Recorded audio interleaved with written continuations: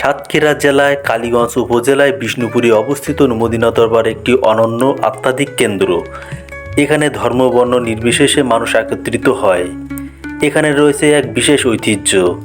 প্রতি শুক্রবারে অনুষ্ঠিত হয় হাজত।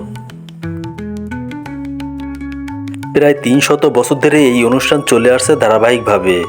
আজও প্রতি শুক্রবার শতাধিক মানুষ এই হাজতে অংশ নেয়। স্থানীয়রা এখানে মানত করে থাকেন। মুরগি, ডিম সহ বিভিন্ন খাদ্য উপকরণ দিয়ে প্রার্থনা করেন।